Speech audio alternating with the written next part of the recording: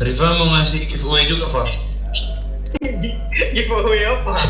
Siapa tahu kan jadi pembicara juga kan. Siapa tahu.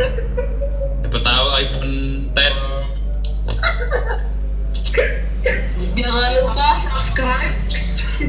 Menjadi Ini baru tahun berke loh Bang ya Pak. ngapa Pak? Ada tahun berke loh kayak. Nanti dipersaksikan banyak orang. Latihan sempro Pak. Pokoknya kamu tak ngomongin apa ujian pertama kali lah. Wah, bismillah. Baca doa ini Pak. Ya. Mau nijit teman-teman PW17 curi start Pak. Buat Riva. Udah bro.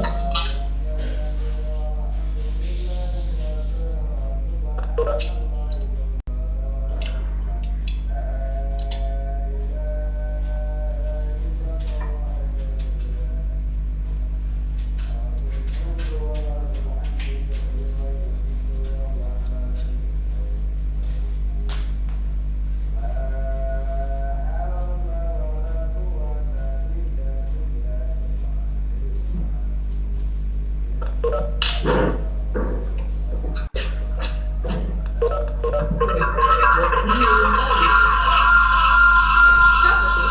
Aku ngerti. Coba matiin.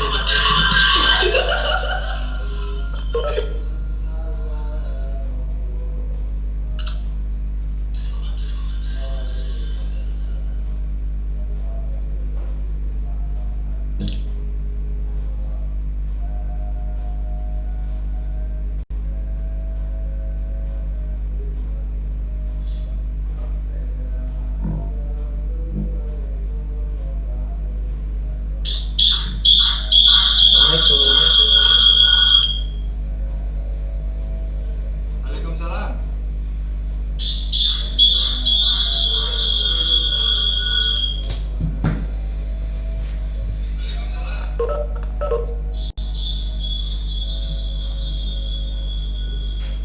Iza sudah siap belum ini? Devi, Iza, kita akan mulai jam berapa ini?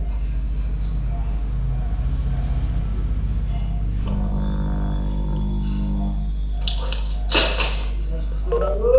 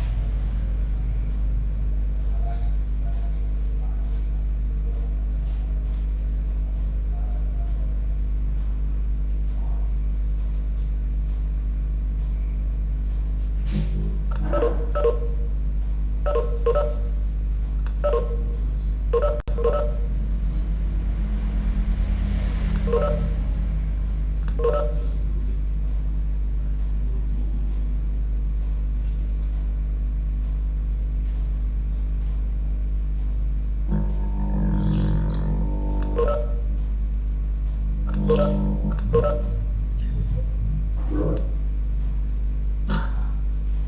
Dev? Apakah siapa itu? Izal? Izal siap belum? Hah? Iza. Sudah Pak. Oh sudah siap ya? Ya on time aja, kita dimulai aja. Udah 60-an lebih kita hadir, saya kira sudah ini aja. Wajahnya belum kelihatan, gondrongnya belum kelihatan, gondrong.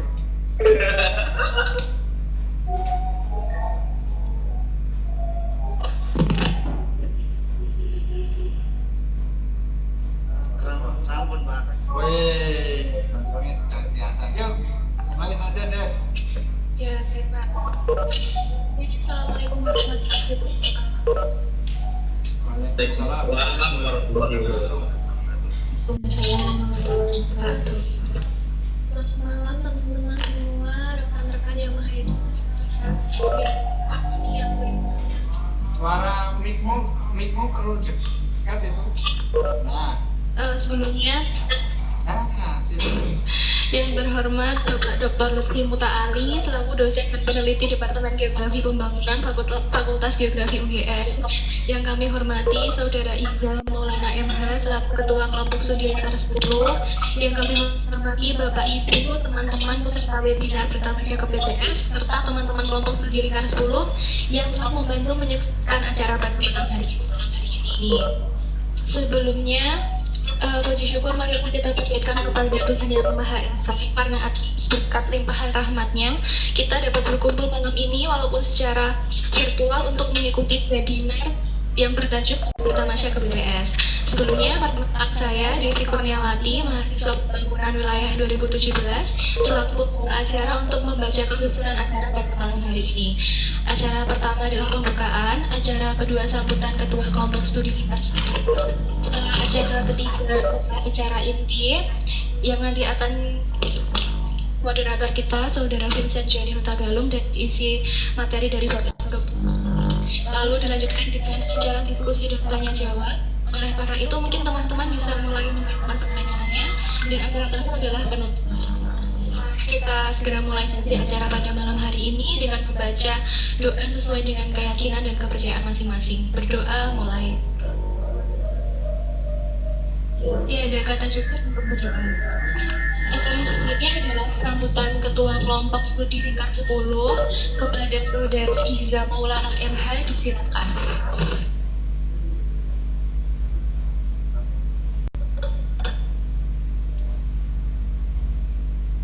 Iya, hilang bisa nih.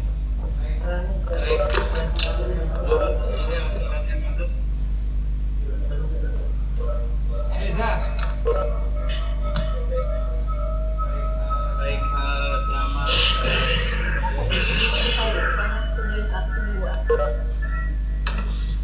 Mohon semua di dulu. Ya, selamat sore menjelang petang semuanya. Perkenalkan, saya Iza Maulana MH dari Program Studi Pembangunan Wilayah Angkatan 2017.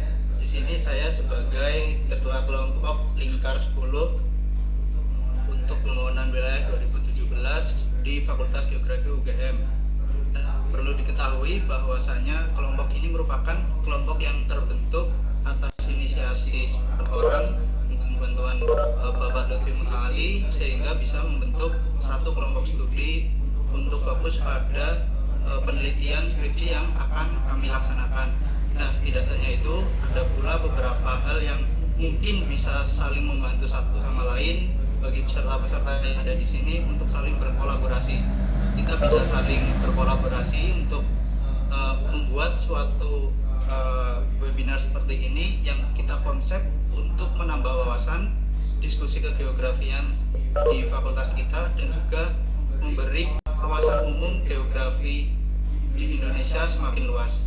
Nah, fokus dari kelompok ini adalah nantinya bisa memberikan diskusi terkait penelitian-penelitian yang ada di geografi, khususnya mungkin mulai dari pembangunan wilayah 2017, yang mana tidak hanya diikuti oleh 10 orang ini, bisa juga untuk anggota-anggota yang lain dari pembangunan wilayah 2017 yang lain yang mungkin akan melakukan virtual seperti ini, sehingga penelitian-penelitiannya bisa menjadi bahan masukan menulis skripsi, kemudian bisa berdiskusi satu sama lain, dan penelitian yang ada bisa digambarkan secara luas ke khalayak umum.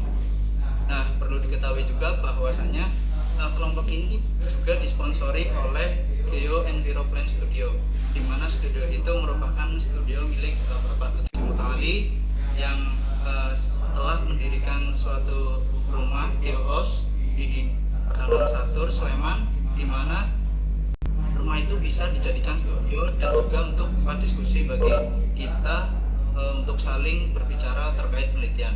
Mungkin terkait lebih lanjut akan dijelaskan oleh Bapak Lutfi Mutaali. Nah, kemudian semoga acara ini dengan seri pertama membuka webinar ini dengan mencari data dan topik penelitian dengan tema khusus, dan judul kita adalah bertamasya ke BPS. Semoga dengan acara ini bisa memberi manfaat satu sama lain dan juga bisa bertukar ilmu secara khusus dari bidang kegeografian di Indonesia ini.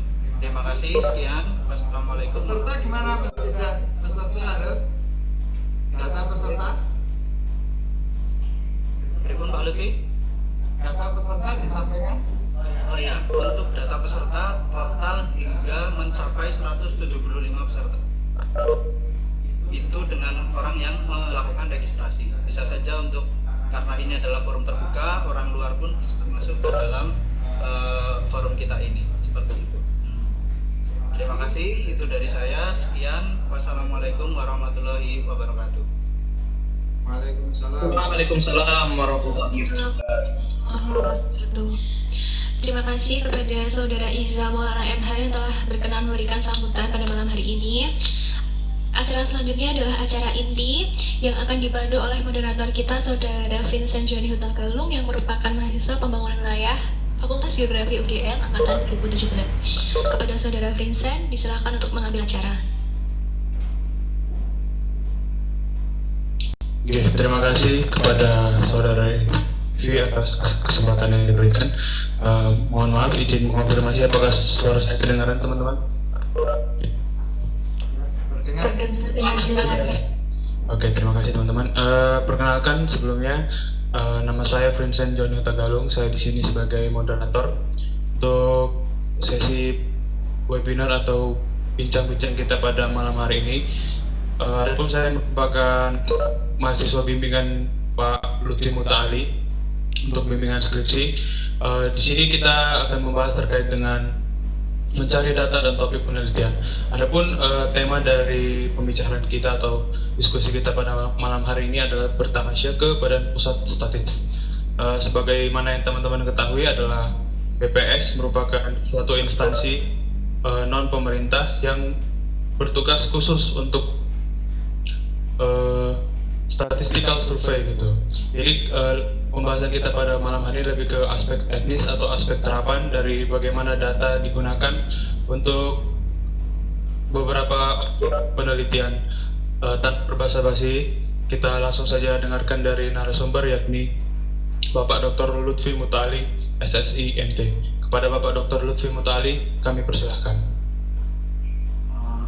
Oke, terima kasih kepada Mas Vincent Joni Hutagalung, orang Medan tapi sekarang sudah mulai bisa Betul, Pak. Tampaknya dia mungkin punya pacar orang Jawa.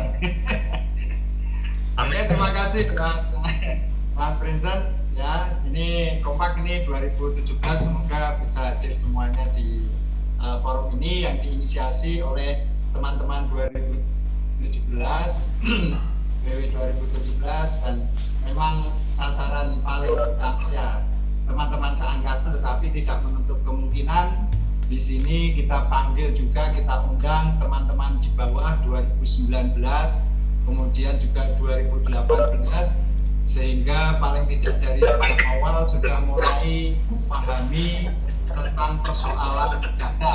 Karena kalau apapun kita ini sebagai perencana, maka input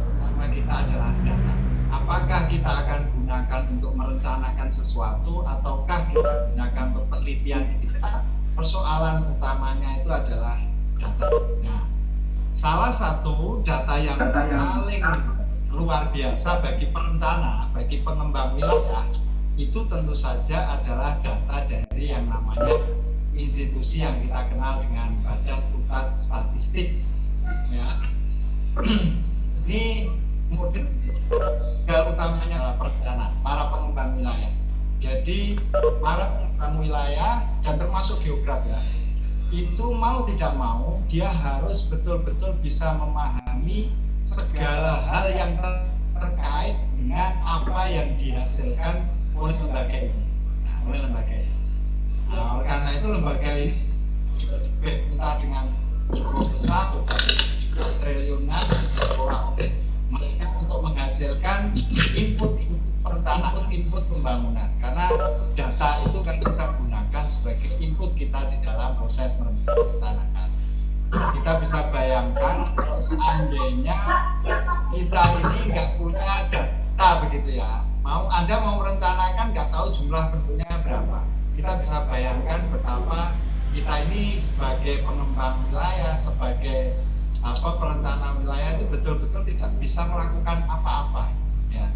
Nah, oleh karena itu perkenankan saya ucapkan terima kasih pertama kali atas inisiatif dari ini, sementara namanya katanya kelompok studi lingkar 10, artinya terdiri dari 10 teman-teman yang kebetulan dalam satu grup WA yang bimbingan saya angkatan 2017.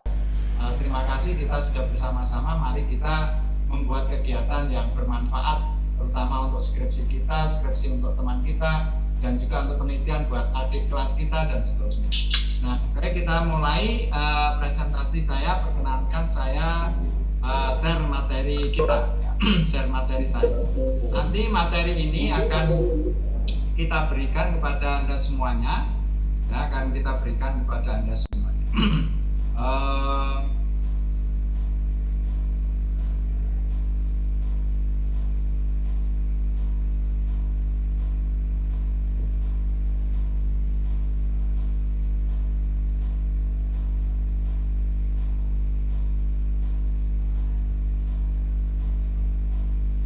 Oke, teman-teman semuanya, para peta yang saya cintai semuanya, karena ini kebanyakan mahasiswa-mahasiswa kita. Topik hari ini adalah kita nanti bertamasya ke Badan Pusat Statistik. Mengingat kita selama pandemi itu sudah tidak berwisata, enggak pelampiasannya berwisata tapi ke website ya, ke websitenya BPS. Kita di dalamnya itu ada apa saja, nah, di dalamnya ada sekian banyak informasi. Bisa teman-teman yang belum di mute-nya untuk dimatikan dulu, bisa dibantu oleh teman-teman. Nah, ini topik kita, ini seri pertama teman-teman.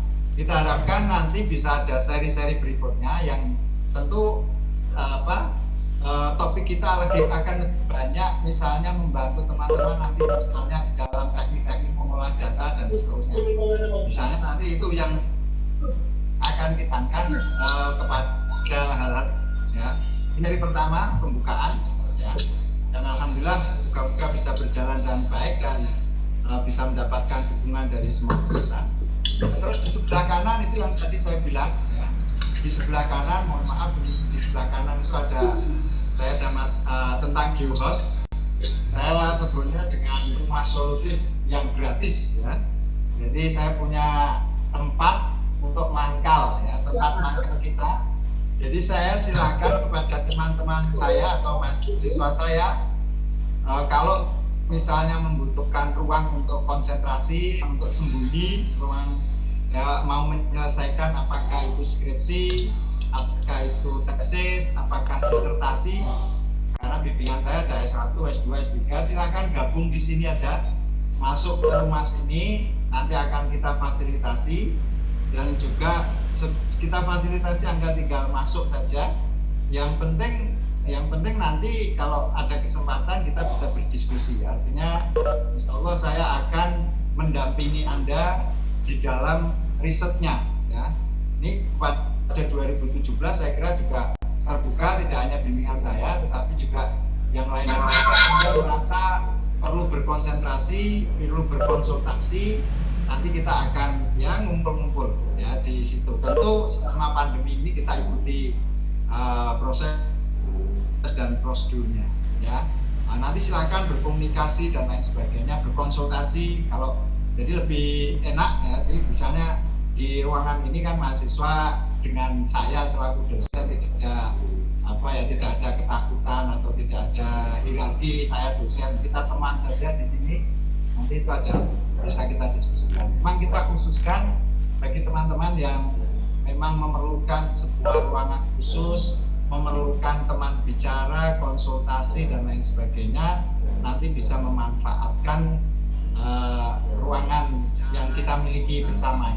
Ini memang saya dedikasikan untuk kita semua, ya, untuk kita semua. Apalagi pada beberapa angkatan-angkatan sebelumnya, mungkin terutama 2016, 2015 yang belum bisa menyelesaikan studinya, itu bisa ngumpul-ngumpul di sini bicara-bicara ini. Jadi ini salah satu yang memang ingin saya sosialisasikan kepada Anda semua. Nanti bisa dicek detailnya apa yang kita tulis di situ. Itu yang saya sebut sementara ini dengan GeoEnviroPlan Studio, tempat mengumpulnya kita semuanya, geograf dan pengembangan wilayah. Nah, teman-teman semua lanjutkan. Saya lanjutkan. Jadi ini yang ingin saya sampaikan ya, terutama itu berkali-kali kan saya pernah menyampaikan tentang pentingnya kita ini memahami yang namanya tentang objek dan unit penelitian kita ya. Objek dan unit penelitian kita. Nah, sebagaimana kita ketahui, yang kita teliti, coba Anda rasakan ya, teman-teman yang sedang sekarang menyusun penelitian atau melakukan kajian apapun, itu unit Anda itu apa? Apakah yang nanti Anda teliti itu populasi, yaitu penduduk, rumah tangga, kelompok, pribadi, ya, individu-individu? Ini tolong betul-betul dispesifikan. Ya. Anda betul-betul harus mengerti, karena inilah awal dari proses kita berkaitan dengan data itu, kalau kita memahami yang namanya unit analisis kita ini. Ya. Kebetulan kalau di kelompok saya, di kelompok kita ini, unitnya harus sudah fix benar. Apakah kita sudah meneliti orang, meneliti rumah tangga, meneliti kelompok dan lain sebagainya. Karena kalau kita sudah memilih objek ini, ya, maka larinya kita itu pasti nanti ke data primer. Lari kita itu ke data primer. Nah, ini harus fix di awal karena ini punya pengaruh yang sangat besar. Kemudian yang kedua, ataukah ya Anda penelitiannya apakah S1, S2, S3 itu, ataukah unit Anda itu wilayah ya, ataukah unit Anda wilayah itu bisa yang Anda teliti itu negara, maksudnya Indonesia, se-Indonesia, seprovinsi, sekabupaten, kecamatan, desa dan lain-lain. Bahkan tidak hanya yang unitnya ini administrasi, ini kan kebetulan unitnya administrasi, tapi juga bisa fungsional, misalnya unit lahan ya, misalnya das dan seterusnya. Yang jelas ini adalah unitnya wilayah atau area. Jadi Anda itu sebenarnya objek penelitiannya apa? Ini yang perlu saya garis-garis betul ya. Dan memang nanti pada topik hari ini itu kita lebih banyak ke GPS itu ya. Karena apa? Karena terutama ketika unit kita itu adalah wilayah. Jadi kalau Anda sebagai perencana wilayah, sebagai pengembang wilayah ya, maka mau tidak mau unit yang biasanya kita gunakan itu adalah unit area, unit wilayah, unit daerah ya. Dan kalau Anda sudah menetapkan unit penelitian Anda itu adalah wilayah seperti ini, maka mau tidak mau Anda itu pasti larinya kepada data sekunder. Pasti ya. Pasti nanti akan lari ke data sekunder. Nah, kalau sudah bicara unit-unit seperti ini, kalau Anda data sekunder, mau tidak mau, itu pasti paling utama, paling datanya dari BPS. Nanti kita tunjukkan. Ya. Jadi ini pilihan tentang bahwa yang namanya unit analisis, ya, objek penelitian Anda, bukan lokasi ya, nanti saya bedakan bedanya lokasi dengan unit analisis itu apa. Karena kadang tidak S1, S2, S3 kadang-kadang juga tidak bisa memberikan penjelasan mana itu yang Anda sebut lokasi, mana yang disebut dengan unit analisis. Nah, ini dua yang paling utama, karena kan di dalam geografi itu kan ada namanya wilayah, dan bisa kita teliti unit-unit wilayah ini, ya. Bisa juga orang-orang yang ada di sini, ini yang disebut populasi ini tadi, ya. Nah, kemudian yang ketiga, bisa juga penelitian Anda itu unit kegiatan.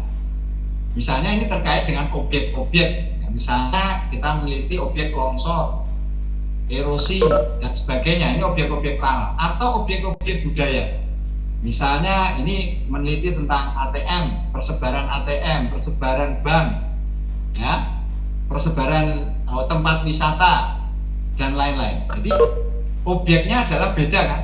Ini beda, unitnya bisa orang, unitnya bisa wilayah, unitnya bisa objek, ya, objek atau unit kegiatan, atau termasuk yang terakhir adalah unitnya itu lembaga, ya, lembaga organisasi.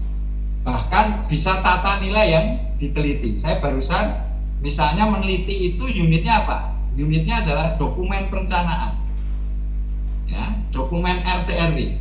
Ya. Saya meneliti dokumen RT/RW seluruh provinsi DIY. Ketika penelitiannya misalnya apa? Penelitiannya tentang apakah ada pengaruh utamaan pengurangan risiko bencana itu ada dimuat di dalam dokumen-dokumen perencanaan. Jadi di antara 5 kabupaten kota di Yogyakarta ini, ya, itu manakah, ya, kabupaten yang paling pro terhadap pengurangan risiko bencana. Nah, itu kita bisa menggunakan unit kita ini ternyata dokumen. Jadi yang kita teliti itu bisa dokumen. Jadi misalnya kayak gini, ya, ini dokumen RT/RW Sleman, Bantul, dan seterusnya. Terus di sini ada data. Apa tergantung nanti datanya yang Anda cari apa. Tapi objek yang saya bilang tadi, selain orang, selain wilayah, selain unit kegiatan, itu kita sebenarnya bisa juga meneliti objek-objek seperti perencanaan, seperti kebijakan, seperti program. Ini bisa kita juga nilai, ya, sebagai sebuah unit analisis. Nah, tadi saya bilang, ya, bahwa kan kita fokusnya ke yang BPS ini kan, ya. Jadi fokus kita memang ke data sekunder yang BPS, ya. Dan inilah yang saya sebut dengan andalan perencanaan. Anda mau merencanakan RPJM, Anda merencanakan tata ruang dan lain sebagainya, itu bekal utama Anda itu adalah data sekunder. Ya, data sekundernya dari mana? Ya sudah jelas ada, itu adalah di BPS. Nah, inilah kenapa kita perlu untuk tahu, ya, kita ingin berkelana hari ini tentang seberapa manfaatnya data-data di BPS, dan saya kira manfaatnya sangat besar, apalagi ini ada namanya COVID-19 yang dimana objek-objek atau dalam penelitian kita itu yang objek-objek yang bersentuhan dengan masyarakat secara langsung, khususnya kalau di sini ada responden, itu kita kurangi. Bahkan beberapa pembimbing sudah mengarahkan ganti data sekunder saja. Nah, ini khusus 2017 menjadi penting, ya. Ini untuk mahasiswa saya yang sudah PW. Jadi penting karena apa? Anda sekarang sedang meneliti pada masa pandemi, ya. Paling tidak kalau Anda penelitian besok itu di sekitar Oktober November, berarti penelitiannya masih, dugaan saya penelitian Anda akan masih berada dalam masa pandemi COVID-19. Sehingga ini maksud saya perlu Anda pikirkan dan Anda pertimbangkan, apakah kita misalnya lari ke topik-topik yang berkaitan dengan data sekunder, ya. Nah, itu tekanan kita adalah di sini, ya. Sementara nanti tekanan kita di sini, ya. Anda boleh bertanya yang lain-lain, tapi tekanan kita adalah di bagian ketika kita menggunakan unitnya itu adalah wilayah, ya, unitnya wilayah. kemudian kita menggunakan data sekunder dan kita akan mengandalkan data dari BPS. Nah, teman-teman semuanya, ini yang saya tadi sebut ya. Ini kalau kita menggunakan data sekunder ya, ini tolong ini diperhatikan. Kalau kita sudah misalnya memilih unitnya wilayah, ya unitnya wilayah, itu kan tadi saya bilang kemungkinan itu ada kemungkinan besar itu pasti data sekunder, ya, data sekunder. Data sekunder dari mana? Data sekunder terbanyak itu dari namanya BPS, Badan Pusat Statistik. Nah, Anda perlu coba cermati lagi tentang ini kaitannya dengan unit tadi ya. Jadi ini kaitannya dengan tipe data, ya, tipe data ya. Jadi ada 3, satu ya, namanya time series data. Ini ada nanti di datanya BPS banyak sekali. Misalnya saya contohkan, jadi ini namanya kalau Anda buat tabel di Excel kayak gini. Perhatikan Anda itu main unitnya apa. Ya. Ini namanya time series data. Biasanya time series data itu biasanya wilayahnya tunggal. Ya. Makanya kalau Frinsen ya, misalnya Frinsen moderator itu awalnya ingin meneliti Bandung. Nah, Bandung itu bisa satu objek penelitian, lokasi penelitian. Tetapi unitnya kalau Anda mau main series itu jadi kelihatan. Ya. Misalnya saya contohkan, misalnya jumlah penduduk misalnya. Ya. 2000 ini berapa kan ada datanya semua. Tapi yang kita ceritakan tidak ada variasi wilayah kan. Ya, kalau tidak ada variasi wilayah, kalau wilayahnya itu tunggal, misalnya saya meneliti DIY saja. Bagaimana perkembangan DIY, bagaimana pertumbuhan ekonomi DIY, tingkat perkembangan wilayah DIY, itu saya bisa menggunakan data series. Boleh, karena itu nanti juga bisa dihubung-hubungkan, dikorelasikan, diregresikan ketika setelah ada tahun, terus kemudian di sini ada banyak data. Ya, di sini kan setelah unit data. Ya, datanya apa saja? Nah, ini namanya time series data. Begitu kita memilih ini, maka kaidah-kaidah nanti ada. Ya. Ada kaidah-kaidahnya bagaimana kita mengolah data runtut waktu, namanya ini data runtut waktu. Setahun itu ada. Sehingga kalau kita mengetahui bagaimana perkembangan Indonesia, itu bisa tahun 2015 gimana, 2016 seperti apa gitu. Tapi kita tidak mendapatkan sebaran spasial. Oke, tidak mendapatkan sebaran spasial. Jadi kalau kayak gini mbok petakan, ya cuman Bandung ya Bandung saja. Kan nggak bisa. Nggak ada unitnya, ya, tidak ada unit wilayah, karena apa? Datanya series. Jadi tolong perhatikan teman-teman itu unitnya main apa datanya nanti itu. Nah ini karena saya bicara nanti kaitannya dengan datanya BPS ya. Anda harus perhatikan namanya ini time series data. Time series. Bisa analisis seperti ini bisa. Misalnya Kota Bandung, Anda bandingkan dengan Kota Jakarta, kota mana begitu dibandingkan juga bisa, tapi mainnya datanya series. Tetapi memang agak sulit. Ya. Data series itu tidak mudah. Ya. Ini harus kita cermat. Data series itu relatif sulit. Ya, data series.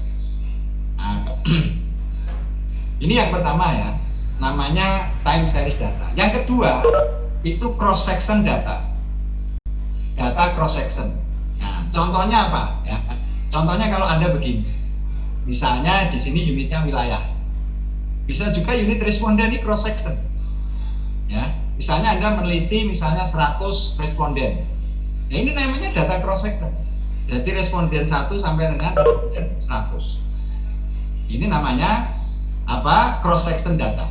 Termasuk kalau kita menggunakan unit wilayah. Misalnya ini bisa kabupaten, bisa provinsi, bisa kecamatan, bisa desa. Jumlahnya banyak sekali. Ini namanya data cross section. Data pada waktu berarti apa? Kalau kita bicara tahun itu ya tahun tertentu. Nah, tidak series, kecuali kalau kita mau menambahkan tadi nanti contohnya punya Rifa 2010 dengan 2020. Nah, kita bisa bandingkan karena kita main di 2 waktu. Ya, main di 2 waktu. Nah, ini sekali lagi namanya data cross section. Karena nanti cara ngolahnya dan lain sebagainya itu teknik statistiknya itu menjadi berbeda. Ya, kalau Anda punya data cross section seperti ini, ngolahnya dengan data time series itu beda. Syarat-syaratnya, kaidahnya beda-beda. Nah, itu ya. Jadi pahami ya. Nanti penelitian Anda, pokoknya yang peserta yang ikut itu, apakah Anda S1, S2, S3, Anda itu kira-kira penelitiannya itu kayak gimana? Ya, objeknya itu, unitnya itu apa? Ini sekali lagi paham kuantitatif ya, kuantitatif. Apakah data primer atau data sekunder? Apa yang saya jelaskan di sini tidak menjelaskan tentang pendekatan kualitatif, ya, karena kalau pendekatan kualitatif ya pasti tidak digunakan di BPS. BPS itu sudah jelas paradigmanya adalah kuantitatif, pakai data dan angka, ya. Sehingga pembicaraan kita hari ini kita batasi di situ. Ini namanya data cross section. Pahami, sekali lagi pahami unit analisis Anda itu apa. Karena ini nanti menurut memerlukan keruntutan. Jangan sampai misalnya contohnya kan ada juga unitnya responden tapi datanya nanti PDRB. Ada loh kayak gitu. Ya nggak nyambung gitu. Tapi kalau kabupaten di sini data PDRB ada. Ini kadang-kadang teman-teman tuh nggak menyadari unitmu itu apa. Mosok unit orang kok bicara kepadatan penduduk. Ya nggak bisa toh. Kepadatan penduduk itu kalau unitmu itu wilayah. Misalnya ada yang menelitinya itu jelas-jelas responden. Tapi variabelnya nanti di sini dia kepadatan. Terus kemudian jumlah penduduk. Ya nggak nyambung nih gimana mau responden kok unitnya ya, tolong dipahami. Nah yang ketiga ada namanya panel data ya. Panel data itu gabungan ya, gabungan dari cross section dan time series data. Nah, ini contohnya ya, ini kan Kabupaten A tahun 2015, 16, 17, 18 ya. Misalnya saya 44 unit misalnya ya. Terus kemudian Kabupaten B ya, 2015, 2016, 2018. Terus kemudian Kabupaten C. Kan berarti apa? Gabungan ya. Ini yang disebut dengan panel data. Nah, ngolahnya juga nanti kalau olah di statistiknya itu juga ada syarat-syarat yang harus dipenuhi. Ya. Nah, ini biasanya yang paling banyak digunakan itu kalau biasanya kalau unit kita terlalu kecil itu biasanya kita ini menggunakan ini ya, panel data. Kenapa bedanya apa? Panel data itu kan berarti unit wilayah kalikan tahun ya. Berarti unit apa? Unit wilayah kalikan tahun. Nah, ini misalnya kalau 4, kalau katakanlah kabupatennya itu 5, penelitiannya selama 4 tahun 5 kali 4 berarti nanti ada 20 unit analisis. Nah, biasanya ini digunakan untuk memperbanyak jumlahnya, itu memperbanyak unitnya. Karena kan prinsip statistik itu kalau Anda itu, makanya kenapa kalau sampelnya makin banyak itu biasanya makin bagus, makin mendekati populasi. Sebaliknya unitnya makin banyak itu kalau diolah statistik itu makin bagus karena ada variasi nilai, distribusi normal itu ada di situ semua. Makanya kadang kan ada teman-teman, kamu meneliti apa? Provinsinya ada berapa? 5 kayak di Jogja ini. Kalau 5 kamu olah statistik itu nggak ketemu, korelasikan tidak bisa. Maka biasanya kalau meneliti di Jogja itu mesti pakai panel data 5 kabupaten selama 10 tahun misalnya, berarti 5 kali 10 berarti unitnya itu bisa 50 ya, paham ya?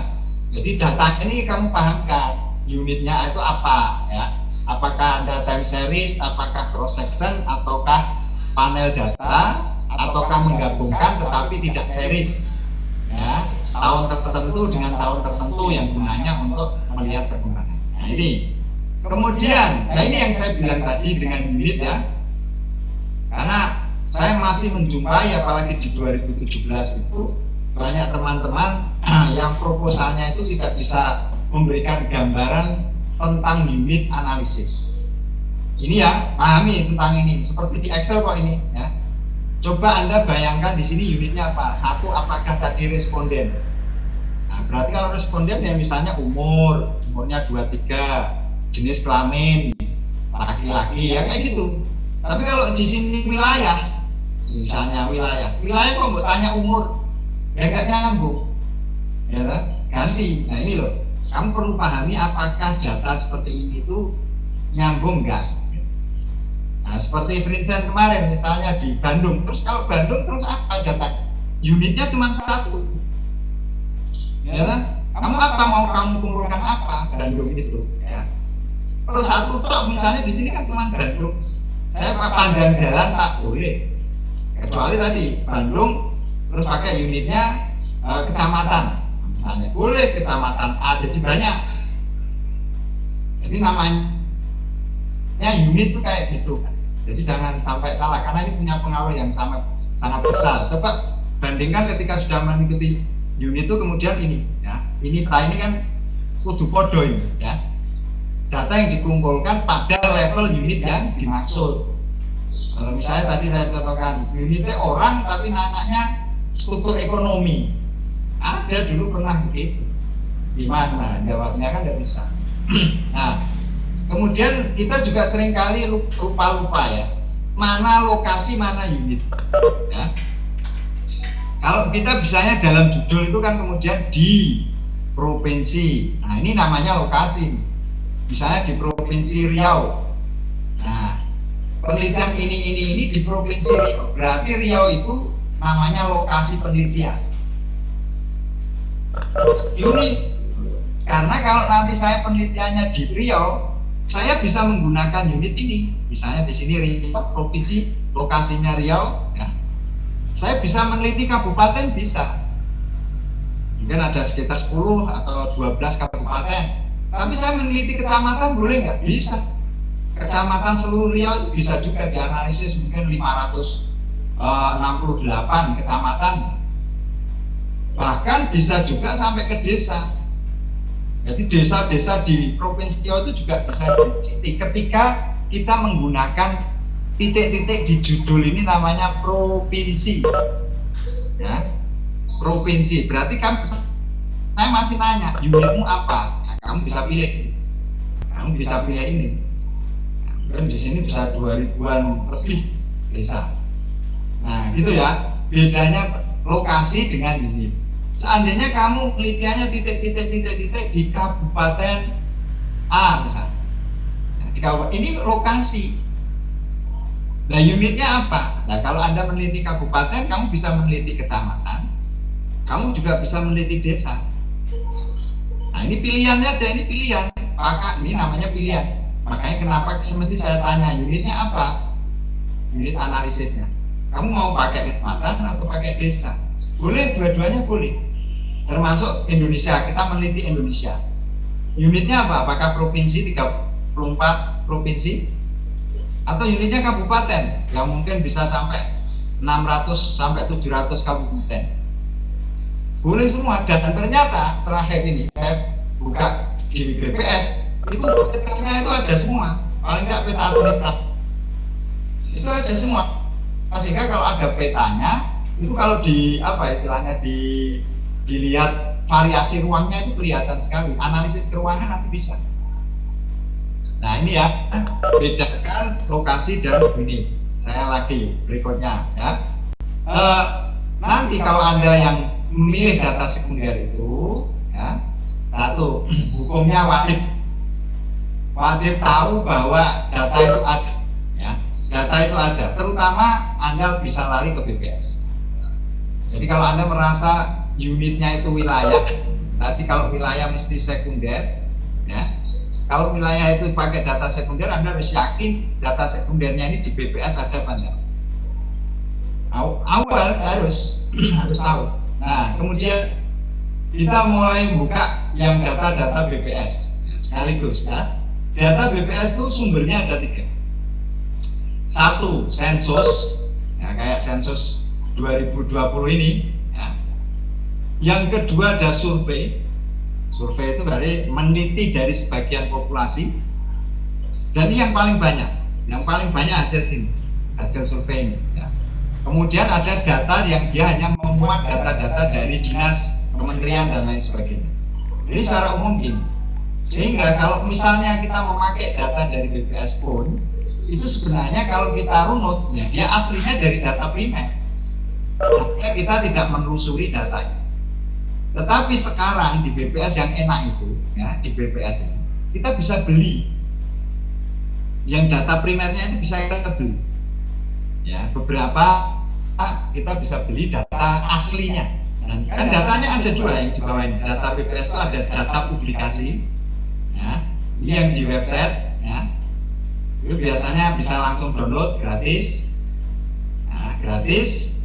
Tapi karena download bentuknya PDF, biasanya kita kalau mau ngolah harus menginput dulu ke Excel. Harus mengolah dulu. Ini data-data publikasi. Jadi semua data-data publikasi itu kita bisa download secara gratis, ya. Terus tapi ya resikonya harus menginput. Tapi kita sebenarnya diberikan peluang untuk beberapa data tertentu kita beli data mentah. Ya, data mentah, tapi ini berbayar. Nah, sehingga apa? Tidak perlu menginput. Kenapa tidak perlu menginput? Karena biasanya datanya sudah bentuknya Excel atau bentuk-bentuk lain lah yang langsung bisa diolah, sehingga kita langsung dapat mengolah. Kita langsung dapat. Nah, ini apa keunggulan salah satunya dari penelitian data sekunder ya, berbasis di situ itu enaknya seperti itu. Nanti saya kasih tahu stepnya ya, stepnya bedanya meneliti data primer dengan data sekunder. Ya. Sekali lagi data sekunder ini sangat bermanfaat di waktu kita pandemi. Nah, kemudian dari data-data yang kalau kita sudah fokus betul-betul unitnya wilayah, pakai data sekunder, datanya BPS, itu kan mesti diolah. Oke, mesti ada pengolahan data kan? Nah, ini pengolahan data. Jadi pengolahan datanya dari data BPS itu bisa 3 macam, ya. Karena jelas ya, ini tadi kan analisis pasti analisis kuantitatif. Nah, analisis kuantitatif. Analisis kuantitatif itu kira-kira satu, kita bisa menggunakan rumus matematis, ya, rumus-rumus matematis. Jadi ada formula-formula matematis, misalnya pertumbuhan penduduk, proyeksi penduduk, basis pertumbuhan ekonomi, itu kan rumus-rumus, pasti ada rumus matematisnya. Itu olah dari datanya tadi diolah. Terus kemudian ini saya contohkan nanti untuk yang mahasiswa saya kira sudah familiar ya mengenal buku teknik analisis regional. Ini sebenarnya adalah buku yang kita kumpulkan ya, saya sebenarnya bukan pengarang ya, tapi saya pengumpul. Jadi banyak kumpulan-kumpulan analisis pengalaman kita di dalam merencanakan itu saya kumpulkan di sini. Sehingga ini sudah langsung enak gitu. Ya, ini isinya adalah formula-formula matematis yang bisa digunakan untuk mengolah data sekundernya BPS.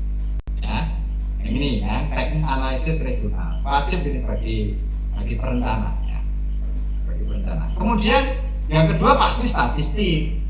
Nah, pasti itu statistik.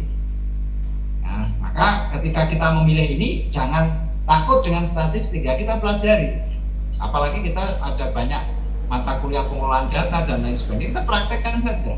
Nah, nanti statistiknya bisa deskriptif ya, rata-rata, kemudian pertumbuhan, ya seperti itulah ya, buat grafiknya dan seterusnya itu kita deskriptifkan. Ya, terus kemudian bisa analisisnya. Ya, misalnya analisis dalam hipotesis itu kan sebenarnya ini kan analisis hipotesis ya. Ya, siapa yang penelitiannya ada hipotesisnya itu pasti ada hipotesis deskriptif, komparatif. Itu berarti perbedaan kan. Nah, ini biasanya geografi ngacu ini, misalnya terdapat perbedaan perkembangan wilayah antara di sana dan di sana, terdapat perbedaan antara ini dan ini, itu terminologi komparatif. Dan yang berikutnya terminologi asosiatif. Ini banyak sekali ya, korelasi, regresi dan seterusnya, banyak analisis. Nah, pasti kita memainkan itu. Dan yang terakhir adalah kalau kita unitnya data BPS ini dan kita memakai unit analisis apakah provinsi, kabupaten, kecamatan, desa, kita bisa mainkan analisis spasial, yaitu apa? Pemetaan. Pemetaan ini bisa kita lakukan sepanjang unit kita itu wilayah, ya, apakah provinsi, apakah kabupaten, ya. Dan kebetulan di BPS sekarang sudah ada. BPS itu sudah lari ke spasial, meskipun spasialnya ada data-data administrasi ya. Jadi di BPS sudah tersedia kalau Anda mau minta atau nanti beli boleh. Misalnya bahkan se-Indonesia sudah ada sampai di unit desa, sampai ke desa sudah ada. Apalagi kalau cuma kabupaten di Indonesia itu batasnya mana aja, di BPS ada. Nah ini sehingga pasti bisa dilakukan analisis spasialnya. Kalau kita unitnya terdiri dari berbagai macam ini, misalnya ini unit-unit kan mesti nanti polanya akan kelihatan. Nah, maka analisis spasial kemudian bisa digunakan. Nah, analisis spasial itu sekali lagi kalau unitnya itu banyak. Makanya kalau Anda meneliti kok sak kabupaten tok ya nggak bisa dianalisis spasial. Ya, paham ya? Jadi kalau misalnya termasuk Anda kotaknya cuma dua kecamatan begini, apa mau dispasialkan? Nggak akan kelihatan. Ya, analisis spasial membutuhkan diantaranya ya variasi unit. Jadi unitnya itu kalau bisa itu banyak. Nanti bisa dilihat variasi. Nah ini tadi ya saya rekomendasikan di sini ya. Ini makanya kenapa yang angkatan 2019 saya undang juga, karena Anda sedang mengikuti mata kuliah saya teknik analisis regional yang semua inputnya itu berasal dari data-data sekunder. Jadi buku ini memang saya setting untuk sebagai sebuah instrumen pengolahan data sekunder yang sifatnya matematis, terutama untuk pengembangan wilayah. Nah ini yang tadi saya bilang isinya, dan sekaligus ini juga saya saya promo sekalian ya, nggak apa-apa saya promo. Yang pertama untuk 2019 ya, yang 2019 ya, angkatan BW 2019 atau peserta yang lain, silahkan peserta yang lain. Ini harga resminya di Tokopedia. Di Tokopedia bisa beli di Tokopedia.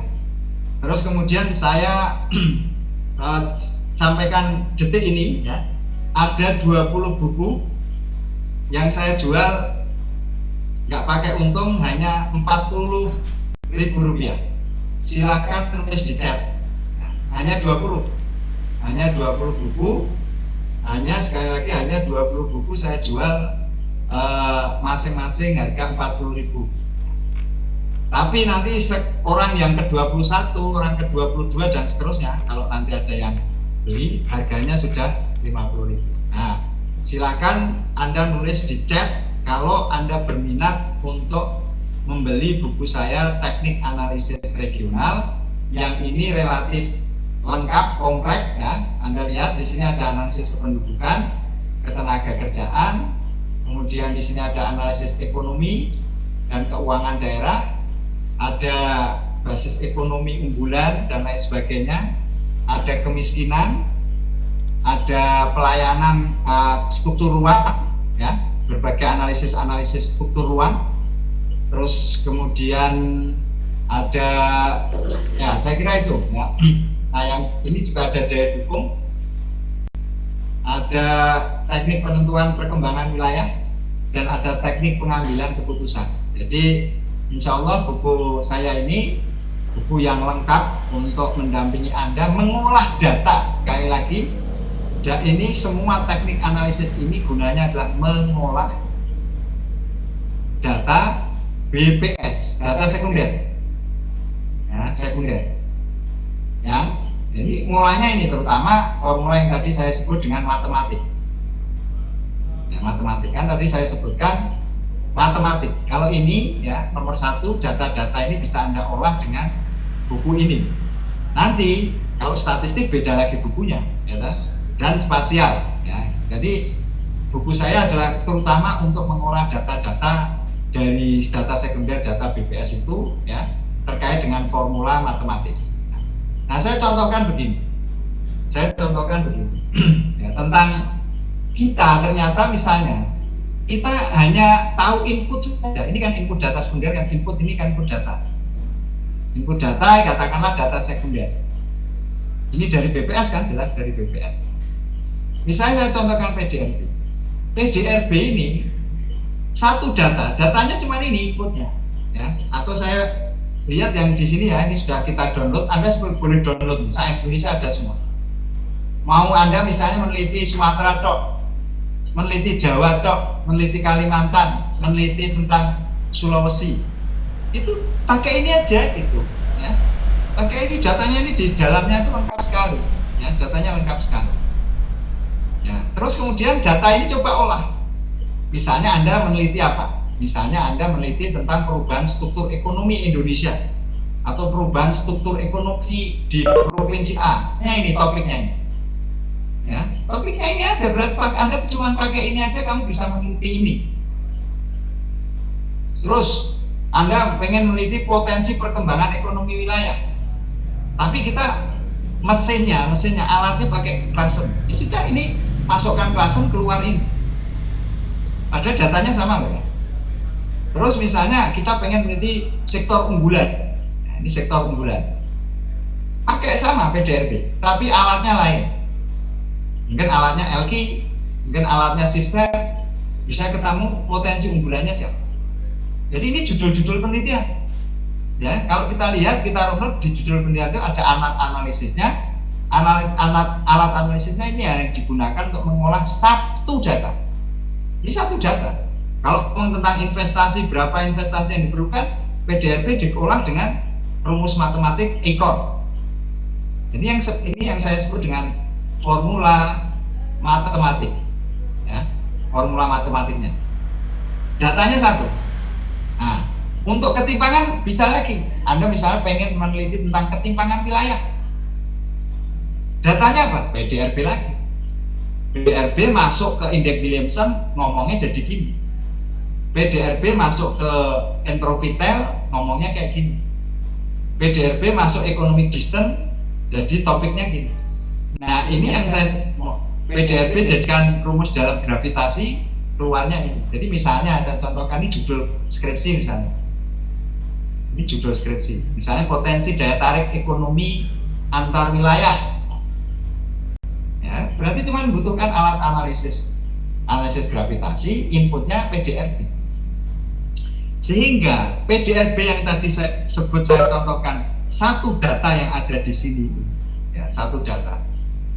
Ini Anda bisa olah untuk menghasilkan topik-topik penelitian. Yang tadi di sini outputnya itu kan topik-topik. Ya, ini sangat menolong kita ketika kita tidak diperbolehkan, misalnya ketemu responden, ya, nanti berbahaya dan lain sebagainya di waktu COVID seperti ini. Nah, perhatikan ya, jadi efisien, tentang nilai efisiensi ya.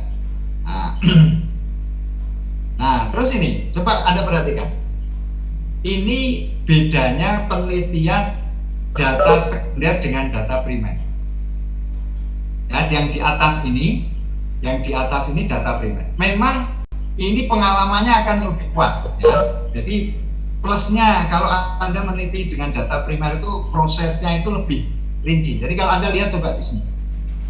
Ya, misalnya pertama kamu akan pasti menulis yang namanya proposal. Pasti kan?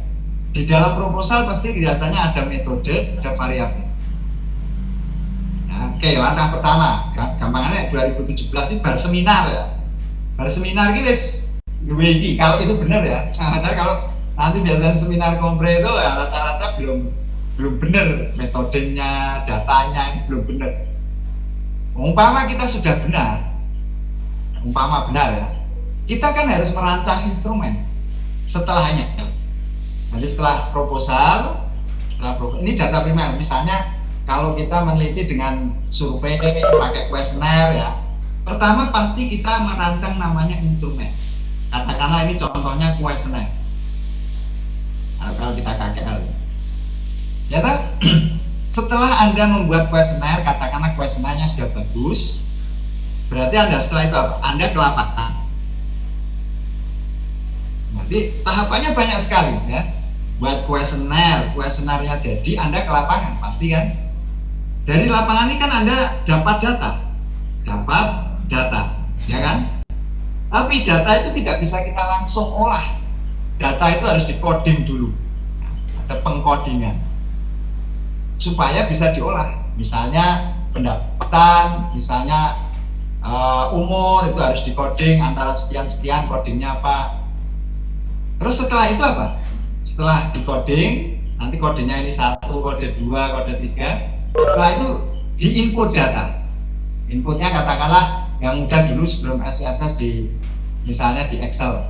Ya kan input dulu. Input data. Setelah di-input, kemudian diolah. Ya, kan setelah di-input diolah. Apakah pengolahannya matematik? Ya, misalnya buat grafik, rata-rata dan lain sebagainya pertumbuhan, atau statistik, atau spasial. Intinya matematik, statistik, spasial itu aja lah yang kaitannya dengan data kuantitatif. Nah, setelah diolah apa? Memperoleh hasilnya. Kemudian hasilnya itu kemudian apa? Ditulis. Hasilnya apa? Ditulis. Ini. Tetapi kalau Anda data sekunder, ini sekali lagi plusnya adalah pengalamannya banyak. Nah, pengalaman banyak. Ya, kalau dia orangnya kuat, pengalaman itu menjadi penting. Tapi kalau orangnya nggak kuat tuh banyak pengalaman tuh malah dia stres, malah hilang. Ya, malah stres, hilang dia, akhirnya hilang nggak menyelesaikan. Nah, sementara kalau Anda itu data sekunder, Anda dari proposal itu Anda langsung bisa loncat ke pengolahan. Langsung. Ini nggak perlu Anda merancang instrumen, dan buat apa merancang instrumen? Anda nggak ke lapangan, Anda nggak perlu coding. Kadang-kadang Anda belum perlu input atau tidak perlu input, tergantung datanya. Kalau Anda misalnya memperoleh data dari BPS itu datanya Excel, dalam bentuk Excel bukan publikasi, Anda langsung bisa olah. Nah, setelah olah ya sama, ya. Ada hasil ditulis. Jadi kita potong 3, 1, 2, 3, 4. Jadi ada 4 langkah. Sehingga kalau ada perbandingan data primer dengan data sekunder itu separuhnya, ya. Sekali lagi separuhnya. Makanya saya bilang ke Rifa, ya. Kalau berarti contoh, nanti saya contohkan punya Rifa itu. Berarti dia itu sekarang sudah proposal belum selesai, tapi input datanya dia sudah. Nah, berarti kalau input data sudah kan tinggal nanti diolah di sini. Ya, karena Anda tidak mengalami proses-proses ini. Itu ya yang makanya kenapa di masa pandemi Covid ini menurut saya, ya, ketika kita tidak boleh ke lapangan dan lain sebagainya, itu pilihan kita itu yang paling mudah adalah menggunakan data-data sekunder dari BPS. Tinggal datanya apa, nanti kalau pengen bagus ya yang beli, Anda beli aja, dan belinya murah, apalagi untuk harga mahasiswa. Nah, terus berikutnya kita coba masuk ke websitenya. Tapi saya kira saya ingin mendasari tentang pentingnya itu, karena kalau persoalan ini Anda lebih canggih, nanti Anda boleh klik macam-macam lah datanya, ya. Intinya banyaknya itu di sini. Datanya ini di sini ada semua. Nanti tinggal download. Saya seperti contoh tadi PDRB se-Indonesia sudah saya download. Nanti kalau saya ngasih tugas ke mahasiswa, terutama 2019, makanya kenapa 2019 saya suruh hadir di sini, karena dia ikut teknik analisis regional. Saya satu nanti ngolah data-data yang saya berikan. Cukup saya berikan, atau tak suruh download juga enggak apa-apa. Ada semuanya di sini. Ya. Yang data BPS silahkan nanti di browsing, dan ini formatnya sama, ya, mau nasional, mau provinsi, mau kabupaten, itu datanya sama. Tapi sekali lagi, kalau data BPS itu ada nasional, ada provinsi, ada kabupaten, ini websitenya, ya. Makin ke sini, sekali lagi, makin ke sini makin lengkap. Jadi kalau Anda nyari data Indonesia itu jauh lebih lengkap. Makanya kenapa banyak bimbingan saya arahkan udah meneliti se-Indonesia aja. Nah, ternyata bagi orang yang tidak pernah menggunakan data-data ini, dikira kalau meneliti se-Indonesia itu susah, karena luas wilayahnya se-Indonesia. Ya, tapi kan se-Indonesia, kalau se-Indonesia itu berarti kalau nasional, Anda itu unitnya kan misalnya provinsi, itu unitnya cuma berapa? 34 atau 35. Tapi kalau Anda provinsi, ya bisa macam-macam tadi. Tapi intinya makin ke nasional makin lengkap, sementara makin ke bawah ini sebenarnya kelengkapannya lebih berkurang. Bukan tidak ada, tapi berkurang. Anda nanti silahkan cek. Makanya tergantung tadi tadi penelitian itu ya, nanti kan penelitian judulnya apa? Sebenarnya titik di, kan salah satu penelitian geografi itu ada kata ini, di kabupaten misalnya Sleman. Kalau di Kabupaten Sleman kita sudah mulai harus mikir, nanti buka websitenya BPS Sleman, nanti data-data apa yang bisa Anda download yang terkait dengan penelitian Anda ya. Makanya sekali lagi unitnya nasional, provinsi, kalau di sini ada unit juga pulau, karena tadi seperti data PDRB tadi ada klaster pulau, misalnya saya meneliti Kalimantan boleh, Kalimantan tuh mau unit provinsi atau kabupaten boleh. Kalau kabupaten bagus lagi, nanti Kalimantan tuh kabupaten kalau dipetakan secara GIS tuh variasinya bagus sekali. Kabupaten-kabupaten mana yang paling tinggi perkembangannya di Kalimantan, kaitkan dengan Trans Kalimantan, itu paling menarik lah ya. Jadi data-data ini tuh menarik sebenarnya ya. Nah, nanti terserah teman-teman, ini strukturnya websitenya itu sama aja, tapi yang jelas kalau Anda nasional tuh datanya lengkap sekali. Saya barusan juga tadi bersamaan tuh download yang namanya statistik peternakan di Indonesia. Masya Allah, ini datanya langsung gunakan skripsi bisa. Mau skripsi, mau tesis, mau disertasi, itu datanya bagus sekali. Jadi misalnya di seluruh provinsi di Indonesia itu ada semua, mulai dari telur, daging, sehingga di Indonesia itu misalnya basis upaya usaha peternakan itu sebenarnya di mana sih? Kita nggak ngerti juga ya. Mau daging, mau telur, mau jumlah ternak, ya, sapi, kambing, itu ada statistiknya loh. Dan unitnya apa? Unitnya provinsi. Ya, itu luar biasa. Ya. Dan saya ingatkan gini. Jadi kalau nanti kan data di BPS itu kan banyak. Data yang bisa Anda gunakan itu kalau data-data di BPS, terutama analisis spasialnya, geografi. Sepanjang di sini ada unit wilayah. Itu bisa gunakan. Berarti nggak terlalu. Nah, ada unit wilayahnya, misalnya di sini ada provinsi. Nah, ini bisa semua, ini tinggal datanya. Jadi semua data yang di-download ketika ada unit wilayah itu bisa Anda gunakan. Kan kita geografi. Artinya kalau ada unit wilayah ini pasti nanti ujungnya dipetakan bagus. Analisis spasial bagus. Nah, ini contoh ya, yang saya tadi sampaikan. Anda bisa konsultasi, Pak, data ini ada apa tidak? Data ini ada apa tidak? Itu bisa Anda tanyakan, ya, bisa Anda konsultasikan. Ya, Anda bisa konsultasikan. Kalau mau beli, nah boleh Anda beli. Berapa data-data yang bisa dibeli? Ya, biasanya data-data bisa dibeli. Nah, ini secara pelayanan ini menurut saya sangat bagus, di standar pelayanan di BPS sangat baik. Anda nggak perlu khawatir kalau mau pakai data ini, termasuk tanya apakah datanya ada apa tidak. Nah, ini ada data perencanaan pembangunan, semua data TPB. Nah, ini siapa yang mau mengolah data TPB? Ya, tujuan pembangunan berkelanjutan misalnya se-Indonesia, ini ada semua di sini. Kemarin kan nggak ada tuh yang judul-judul kayak gitu, padahal ini ada datanya, diolah, dipetakan tuh bagus ya. Ini akan ceritanya lain. Jadi ya, judul-judul yang pernah saya deteksi dari 2017 waktu dulu ngambil itu dengan saya, kan saya tahu bahwa ada banyak sebenarnya topik-topik di BPS itu yang belum Anda bisa manfaatkan. Terus kemudian ada statistik spasial, ini ada geoportalnya juga ya. Jadi unit-unit peta-peta misalnya kabupaten, peta provinsi, peta desa, itu ada semua ya.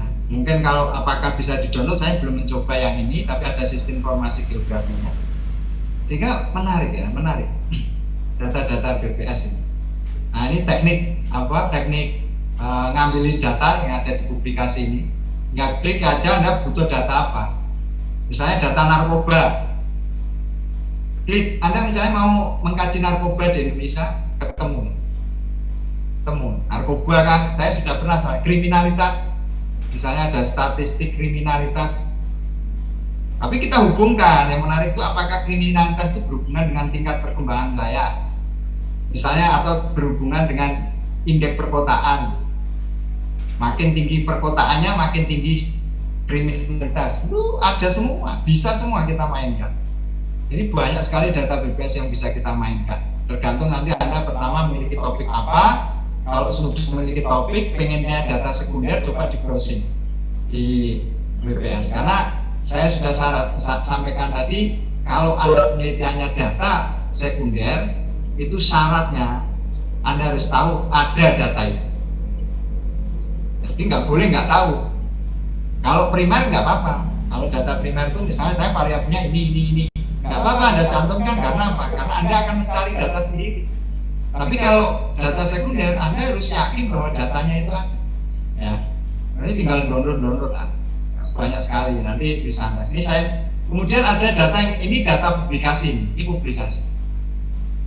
Ingat Anda download ini masih memasukkan data, masih menginput seperti ini. Anda download PDRB ini, Anda masih input karena datanya ini publikasi. Tapi kalau Anda bisa dapatkan data mentah, ini Excel ya, data mentah. Saya contohkan nih yang saya biasanya punya itu data potensi desa. Ini potensi desa se-Indonesia. Kalau beli ya mungkin ya sekitar 5 juta. Nah, ini biasanya perusahaan. Tapi kalau Anda misalnya pengen beli tapi cuman sekabupaten itu cuman 100.000. Sudah ada mahasiswa saya sekabupaten minta data desa beli 100.000. Nah, ini datanya data mentah. Jadi kalau kita dapat data mentah ini, berarti kita nggak perlu input, ya, nggak perlu input. Kita sudah langsung ada di situ, nggak perlu input lagi. Nah, ini saya berikan contoh katanya yang punyanya Rifa, ya. Punyanya Rifa. Kira-kira gini, misalnya saya contohkan, ini baru rencana judul, ya. Berarti saudara Rifa ini kan 2017. 2017 ya. Berarti kan mau kompre sama dengan mau kompre. Terus judulnya itu kira-kira begini. Nah, ini judulnya. Berarti sudah jelas dia pakai sekunder. Ya, kan nggak mungkin meneliti sak provinsi kok data primer itu gimana? Ya, nggak mungkin, pasti pakai sekunder. Maka wajib dia untuk membrowsing data di BPS. Sudah saya minta browsing data BPS. Nah, kamu harus tahu dulu pemahaman tentang tingkat perkembangan wilayah karena ini konsep dan konsep pusat pertumbuhan. Pahami dulu sehingga kamu tahu datanya apa. Ketika tingkat perkembangan wilayah itu datanya apa, pusat pertumbuhan itu datanya apa, ya paham, harus paham, baca jurnal dan kalau wilayahnya jelas ada 12 ini wilayahnya, berarti dia apa, lokasinya di Riau, unitnya kabupaten kota. Ini namanya unit. Awas kalau besok masih belum bisa membedakan mana lokasi, mana unit. Unit itu berarti nanti datanya seperti ini datanya. Jadi nanti seperti kalau di sini unit berarti di sini ada kabupaten, di sini ada data. Ya, misalnya kota Pekanbaru. Datanya apa? Misalnya jumlah penduduk, kepadatan dan seterusnya terserah. Ini namanya unit. Nah, kemudian tujuannya sudah tahu, tujuannya ada 2. Nah, ini belum komplit, tapi saya suruh minta datanya ada apa enggak. Browsing, nah, silakan browsing. Saya minta browsing. Nah, kemudian dia dari buku lah, dari buku atau jurnal ketemulah di sini konsepnya. Sehingga dia tahu variabel-variabelnya ini. Ini baru dari jurnal. Dari buku ada mengatakan begini, ada sekitar 62 variabel. Ya sudah, Anda harus cari data itu ada apa enggak. Ya, data itu ada apa enggak. Ini data pertumbuhan begini, ada 49 variabel. Ya, jadi yang di sini ada 62, yang di sini ada 49. Ya sudah, cari di BPS. Setelah dicari, ternyata ketemu semua. Ya, ternyata datanya ada semua, Pak. Nah, ini yang hijau-hijau ini katanya ada. yang kuning-kuning belum ada. Jadi sedikit yang belum ada. Berarti datanya sudah ada. Ya. Kalau datanya sudah ada, saya bilang sekarang input data aja. Masukkan datamu itu di Excel. Jadi gampangannya ini si anak ini yang mau besok juga 2017 yang mau presentasi itu, dia sudah menginput datanya. Berarti kalau sudah menginput datanya tinggal olah, tulis, kan gitu. Tinggal diolah dan ditulis. Dan ini pekerjaan-pekerjaan di rumah aja. Nggak perlu ada ke lapangan. Provinsi Riau mau ke lapangan, mau lapangan seperti apa? Ya, berarti sudah sekarang prosesnya input, ada proposalnya belum kita sidang, tetapi secara gambaran secara umum dia sudah paham datanya apa. Nah, ini sudah diinput, sudah mulai diinput, dicicil. Daripada sekarang sambil nunggu kuliah ya, input. Nah, berarti kalau nanti datanya dia sudah lengkap, ya sudah langsung Anda tulis, Anda olah, kemudian Anda tulis, boleh. Ya, sehingga nanti harapan saya ya nanti setelah kompre online, Anda sudah bisa langsung tulis, jadi tidak mengumpulkan data lagi karena datanya sudah terkumpul. Ini yang tadi saya bilang apa bedanya data primer dengan data sekunder. Nah, ini cara dia cara dia mendownload dari Provinsi Riau. Ya. Pokoknya kalau sudah jelas judulnya, konsepnya ini, tinggal cari datanya. Kalau datanya sudah pas ya berarti sudah enak. Nah, ini contoh ya. Saya kasih contoh lagi cepat ya. Cepat. Saya pernah dipanggil oleh BPS. Saya pernah dipanggil oleh BPS dan saya sampaikan tentang bagaimana saya memanfaatkan data BPS. Bentar ya.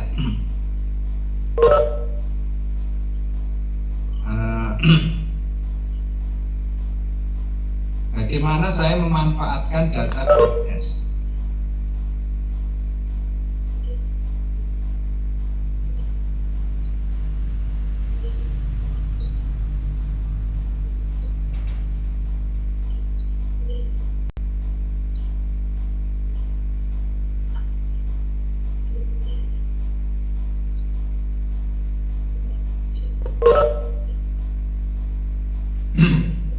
Tayangan saya bisa dilihat, Mas Brenzen. Halo Mas Brenzen.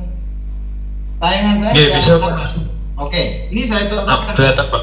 Ya, saya contohkan betapa optimalnya ini sampai orang BPS bilang dia kaget juga ternyata datanya potensi desa itu bisa diolah macam-macam gitu.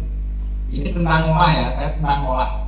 Ya, ini saya percepat saja. Ini hanya untuk menunjukkan contoh bahwa data potensi desa saja ini bisa diolah, ya, diolah dengan berbagai macam. Nah, yang tadi saya tunjukkan dengan unit, saya kebetulan punya data. Kalau ada teman mau ngolah, saya persilahkan. Data dari 90 sampai dengan 2018 itu data Podes itu ada. Ya. Nah, misalnya kayak gini. Ini saya memetakan tentang tingkat perkembangan wilayah. Nah, ini kan bagus sekali kalau dianalisa. Mungkin orang BPS tidak sampai ke sini, ya. Mana yang tingkat perkembangan wilayahnya tinggi kan kelihatan. Koridor perkotaan Yogyakarta. Ini data-data sekunder. Nah, terus ada data lagi kalau Anda mau main-main, itu data sekunder juga, namanya data indeks desa membangun. Itu juga bagus lagi. Karena ini ada data-data sekunder yang menarik ya. Bagus itu se-Indonesia ada sekitar 70-an ribu desa itu ada datanya semua. Ya. Nah, ini variabel-variabelnya. Ya, variabel-variabel di situ. Ya. Untuk tata ruang juga sebenarnya sangat menarik sekali bisa dilakukan ya. Ya. Terus apalagi ya? Ini untuk mengidentifikasi mana desa yang potensial sebagai pusat pertumbuhan. Nah, data sekunder saja. Ya. Nanti kamu mau milih di desamu itu mana yang bisa dijadikan sebagai desa pusat pertumbuhan di kabupaten. Ini melihat perubahan, menganalisa secara series dari 1565 desa. data sekunder pakai Podes, jumlahnya 1565 ya. Terus nanti dipetakan jadinya gini, kan itu kalau sudah ada di peta itu kan analisisnya menjadi lebih menarik. Nah ini contohnya ya, polanya bagaimana, mengikuti apa ya, itu bisa dianalisa ya. Ini hanya contoh-contoh saja ya. Nah ini contoh untuk mentipologikan di lereng Merapi ya.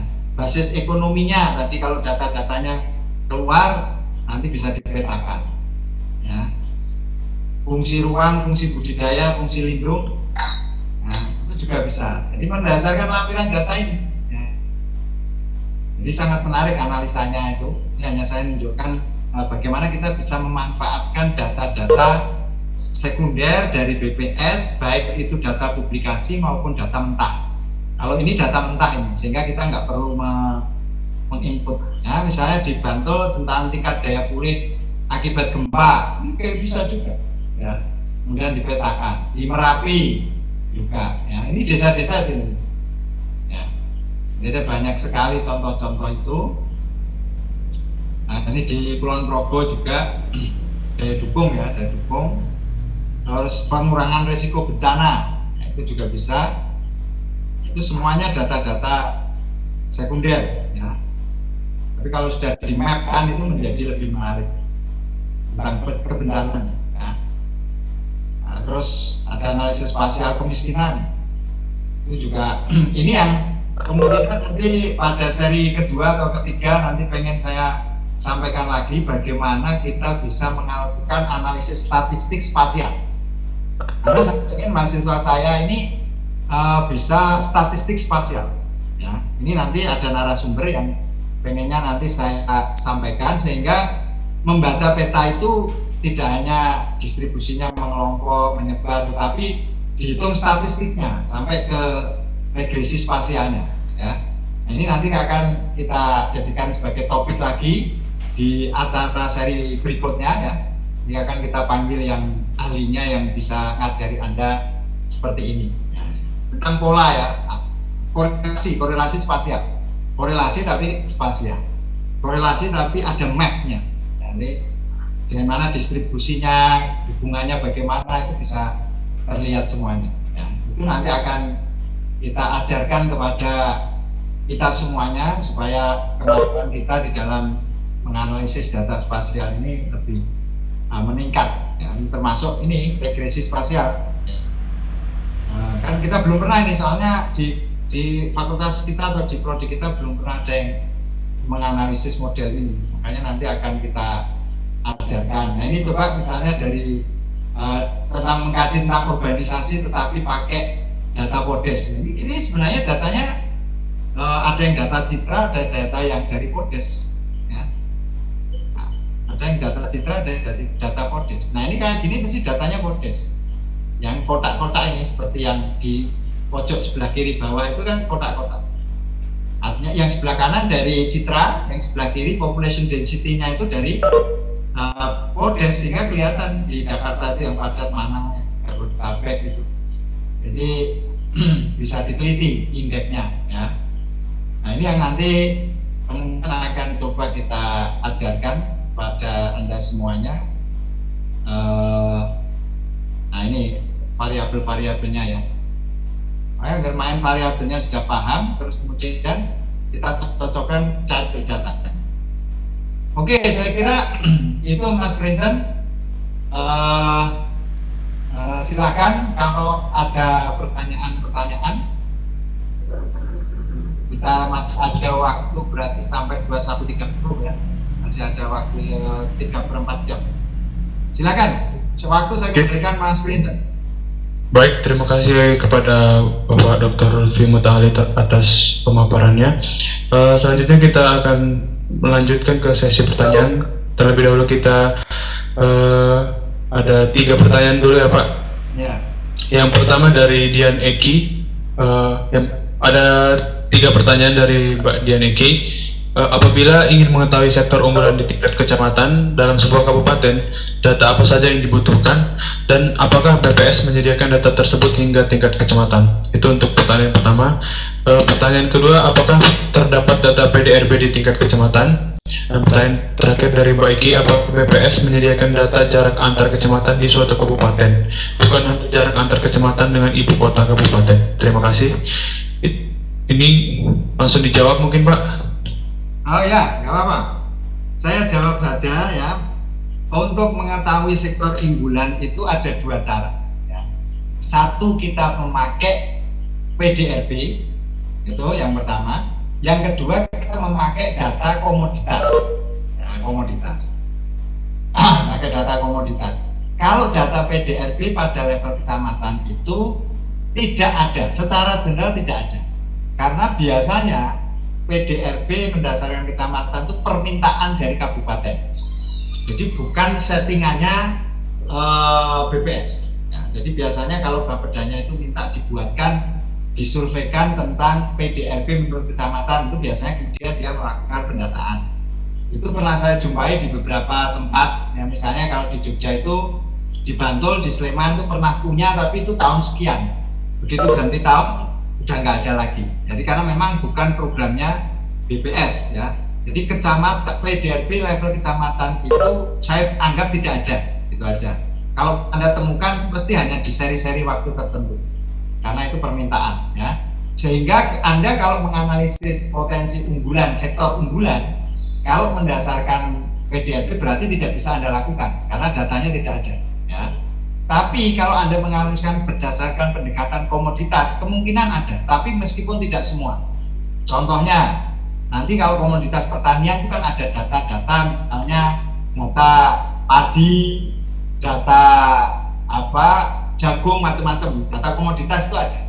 Termasuk peternakan itu juga ada data komoditasnya. Misalnya kalau industri ya jumlah industri itu ada. Tapi tidak selengkap kalau kita pakai pendekatan PDRB. Hanya tadi PDRB kan tidak ada. Di level kecamatan itu bisa saya sebut tidak ada, ya, tidak ada. Sehingga nggak main situ gitu. Kalau mau main sektor ya levelnya Anda tingkatkan, yaitu menggunakan unit apa? Kabupaten, wilayahnya diperluas, itu caranya ya. Caranya, jadi nggak mengurangi apa-apa, istilahnya proposalmu tetap oke. Unitnya wilayah yang Anda ganti ya, misalnya awalnya saya Kabupaten Sleman, tapi karena datanya level kecamatan nggak ada, saya se-Jawa Tengah, datanya dijamin ada. Nah, ini salah contoh ya, memperluas, merubah wilayah ya. Nah, karena sekali lagi kalau kita penelitian basisnya data sekunder, itu kita harus tahu, wajib tahu datanya ada apa tidak. Kalau tidak ada, nggak ada gunanya, maka Anda harus ganti ya, dengan memodifikasi, mengurai. Terus data jarak antar kecamatan, ada yang ada yang tidak. Ya, beberapa kali ada, beberapa ada yang tidak. Ya, beberapa ada yang menyatakan dengan ibu kota, tapi kadang-kadang ada juga yang membuat metrik. Ya, metrik antara ini kecamatan ini dengan ini kecamatan ini. Sehingga ibu kota kecamatan dengan ini berapa itu ada. Ya.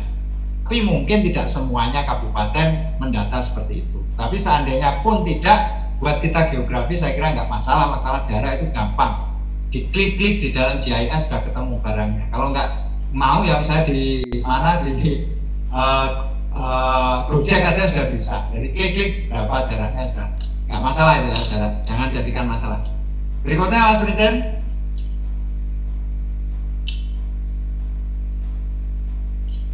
Oke Pak, selanjutnya untuk pertanyaan kedua dari Satriani dari MPL UGM.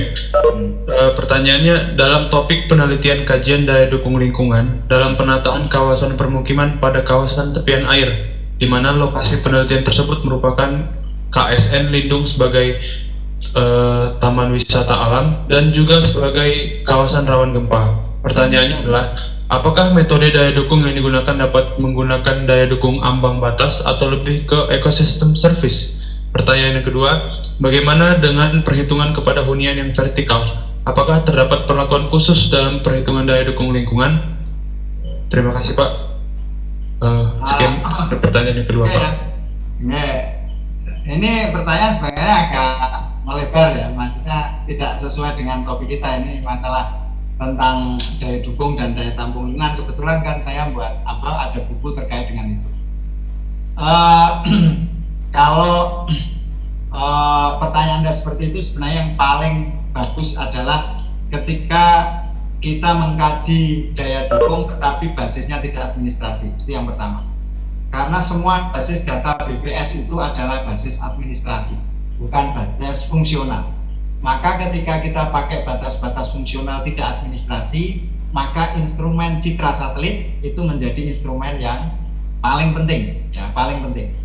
Kalaupun Anda misalnya mau dipaksakan memakai unit-unit, misalnya kajian-kajian lingkungan pakai unit desa, bukan unit yang paling kecil kan desa, itu kita tetap harus memilih beberapa variabel-variabel, tidak sebagaimana spesifik tentang daya dukung, sehingga yang paling tepat ya Anda pakai daya dukung. Itu bisa pendekatannya macam-macam ya, pendekatannya, tapi lebih yang bisa Anda sampaikan itu sebenarnya pakai daya dukung berbasis jasa ekosistem.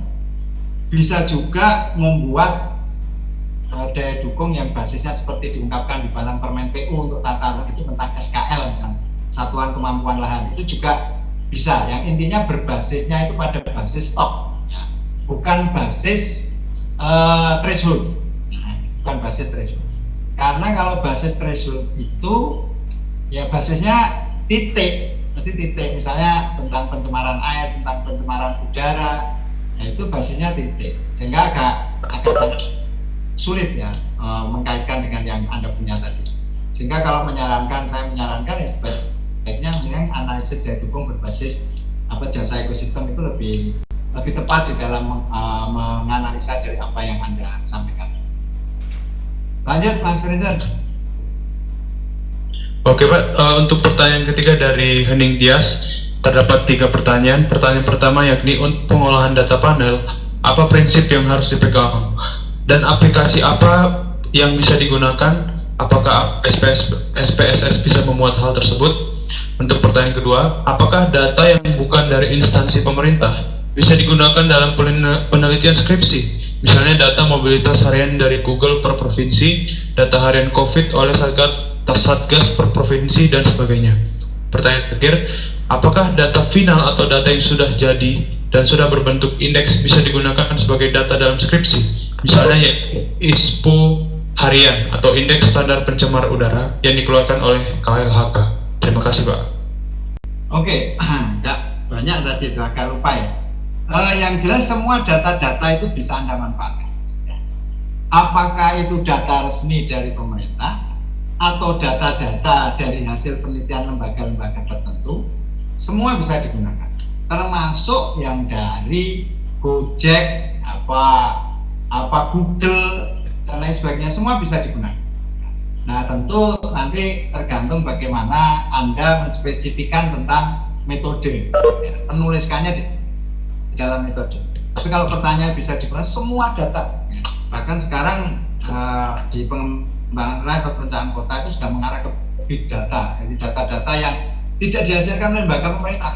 Kalau biasanya big data itu dihasilkan oleh lembaga-lembaga yang memiliki kemampuan di bidang IT, itu bisa Anda gunakan, ya, bisa Anda gunakan. Tapi sekali lagi coba nanti kita detailkan sebenarnya metodenya seperti apa, variabel-variabel yang bisa diturunkan seperti apa. Tapi menurut saya semua data-data itu bisa Anda gunakan, dan itu justru menarik, ya. Justru menarik. Makanya kan kemarin misalnya kita bilang dalam masa pandemi ini gimana ya cara kita itu mungkin, ya. Kalau ada data-data dari lembaga-lembaga yang bisa kita koneksikan nanti dengan tujuan kita, ya boleh, ya, sangat boleh. Nah, yang saya ingat tadi kemudian pertanyaan tentang data panel, ya. Sekali lagi data panel. Data panel itu sebenarnya pengolahannya ya prinsipnya itu ya sama juga dengan data-data yang lain. Ya, tentang proses prosedurnya juga sama aja, jadi sama. Saya pernah ngolah ya dengan SPSS bisa, asalkan prinsip-prinsip kolonialitas, kemudian multikolonialitas dan lain sebagainya itu statistik biasa standarnya itu Anda terapkan, itu bisa ketemu, ya, tentang itu. Tapi ada yang lebih spesifik mengolah data panel itu biasanya memang kebanyakan orang tidak menggunakan SPSS tapi menggunakan semacam yang lain lah, MATLAB atau apa sejenisnya itu, yang nanti kalau Anda punya teman ekonomi nanti bisa sambil komunikasi bisa ditanya tentang pengolahan data panel. Sekali lagi memang data panel itu memang lebih kita sarankan kepada teman-teman terutama untuk menghindari jumlah unit yang kecil, karena jumlah unit yang kecil itu akhirnya kemudian menyebabkan analisis statistiknya itu nggak kelihatan. Tapi kalau dikalikan antara waktu dan tempat, lokasi dan waktu itu unitnya jadi banyak, sehingga persyaratan statistik itu bisa kita penuhi ya. Dan itu menurut saya bagus ya. Nanti kita sambil jalan data panel itu coba perhatikan, karena itulah yang kebanyakan kadang bisa menolong kita di dalam proses analisis. Ada lagi Mas Husnan, silakan. Kalau ada masih waktunya masih lumayan ya. Masih Untuk 30 menit lagi. Oh baik Pak, untuk ada 2 pertanyaan terakhir Pak. Ini satunya dari Bapak Ajis Mustafa. Yang pertama, saya pernah melakukan penelitian dengan membeli data mentah dari BPS di Jakarta. Data yang saya gunakan adalah data Susenas Time Series. Hanya saja data yang tersedia tidak konsisten jumlah datanya untuk setiap tahun karena sangat bergantung pada anggaran. Sekiranya apakah yang demikian tetap dapat digunakan untuk penelitian? Pertanyaan yang kedua, pertanyaannya hampir sama. Saya pernah melakukan kajian untuk kegiatan perencanaan menggunakan data Regional Time Series hampir seluruh Indonesia. Namun, data yang tersedia di setiap BPS kabupaten tidak sama, terutama untuk daerah Papua. Ketersediaan datanya sangat berbeda dengan data kabupaten di Jawa. Untuk kasus yang demikian, sekiranya apakah data tersebut tidak ada sehingga tidak disajikan, ataukah datanya memang tidak lengkap? Terima kasih banyak atas kesempatannya, Pak. Oke, terima kasih Mas Aziz. Jadi salah satu kelemahan di dalam data sekunder itu adalah ini ya. Satu, ketidakkonsistennya. Misalnya tahun ini kita pakai 17 variabel. Mungkin tahun berikutnya kita bisa pakai cuma 10 variabel. Nah, itu salah satu. Memang salah satu kekurangan dari kelemahan kalau kita misalnya mau bicara runtut waktu itu biasanya seperti itu. Tetapi mungkin kita bisa juga analisnya itu tidak runtut waktu. Pertama ya caranya ya mungkin tidak runtut waktu. Kita analisa per tahun. Jadi jangan gabungkan tahun dalam deret waktu. Per tahun bisa dianalisis sehingga perubahannya ini yang kemudian baru kita olah. Ya. Pertanyaan berikutnya, kalau misalnya datanya nggak konsisten, misalnya data pada tahun ini ada, data pada ini ada. Tidak ada. Nah, pertama kita harus cari keterkaitannya dulu. Ya. Kadang beberapa ini bisa kita linkkan ke sini untuk mewakili data-data itu. Nah, biasanya seperti itu yang kita lakukan. Termasuk sekarang misalnya PDRB. PDRB di struktur sekarang dengan struktur dulu kan beda jumlahnya. Ya, jumlahnya beda banget. Nah, kalau kita mau main runtut waktu yang aman ya, yang ada datanya sama. Tapi kalau kita pengen waktu sampai 90 misalnya sampai ke sini, padahal 90 dulu punya sistem klasifikasi yang berbeda. Nah, itu bagaimana? Satu ya bisa dirunut, kira-kira ada keterkaitannya, ada antar sektor itu bisa dirunut. Kalau nggak salah di BPS ada kuncinya, ini mendekati ini mendekati ini sistem pendataannya. Karena memang berbeda ya. Kalau kita menemukan perbedaan tahun ini begini, terus kemudian tahun berikutnya beda, nah itu apa yang harus dilakukan? Nah, tadi saya bilang yang harus dilakukan satu sebenarnya kita bisa menganalisis sendiri-sendiri antar tahun baru kita kemudian konekkan, atau dari masing-masing variabel itu kita telusur sebenarnya variabelnya itu ada kaitannya apa tidak. Nah itu demikian pula tentang data regional tadi itu yang kita misalnya ada kemudian di Papua tidak ada ya ketika kita ya intinya kalau kita menghadapi apakah data apakah wilayah. Seringkali begitu, tidak hanya di Papua, mungkin di tempat kita sama-sama kabupaten dalam angka, misalnya kabupaten dalam angka kabupaten A, dia misalnya memuat struktur tenaga kerja, misalnya. Dia memuat, tapi di kabupaten lain itu data kabupaten dalam nggak memuat, nggak ada gitu. Ya pasti kalau nggak ada dicari dulu relasinya. Masalahnya kita pakai data publikasi. Kalau data mentahnya ada apa enggak misalnya, kalau sekarang bisa ditelusur seperti itu. Kalau mungkin dia ada tapi nggak dipublish misalnya, itu kita bisa lakukan. Jadi ditelusuri data mentahnya. Insya Allah kalau sekarang memungkinkan ya beli data mentah, beda dengan dulu. Nah, itu bisa kita lihat apa kerunutannya seperti apa. Kalau misalnya ada, ternyata ada, ya kita bisa gunakan. Tapi jika seandainya tahu apa kabupaten ini ada, kabupaten ini tidak mendata, apalagi kalau banyak kabupaten yang tidak mendata, kita bisa coret. Ya, banyak yang tidak gitu. Tapi kalau misalnya hanya yang tidak mendata itu, misalnya data tadi struktur tenaga kerja itu hanya satu kabupaten, mungkin kita bisa asumsi-asumsikan di dalam penelitian itu. Ya, mungkin dengan asumsi yang lain, data-data yang lengkap bisa kita asumsikan. Jadi main asumsi. Jadi kelengkapan itu, sekali lagi, kelengkapan data sekunder yang sering kita jumpai sebagai sebuah kelemahan, ada kelemahannya itu kadang ya tadi itu dalam konteks variabel, kadang-kadang variabel antar tahun itu kadang-kadang berganti-ganti. Sehingga kalau kita mau main analisis runtut waktu itu kita agak sulit ya. Karena data ini ada di tahun ini, berikutnya nggak ada, kan nggak bisa runtut waktu. Tapi kalau terjadi seperti itu, kalau nggak bisa runtut waktu kan data sekuen per sekuen. Ya, tahun ini per sekuen. Yang penting kan itu bisa menandakan adanya sebagai sebuah perubahan.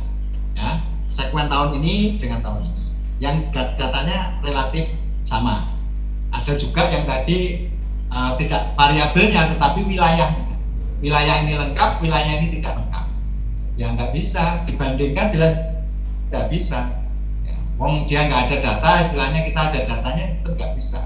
Nah makanya biasanya nanti dengan perlakuan tertentu, ya, misalnya mengeluarkan kabupaten itu kalau mau mengenerate atau membuat rata-rata, atau nanti yang tadi tetap dicari sebenarnya padanannya apa, kabupaten yang nggak ada datanya ini kira-kira ada wakilnya apa.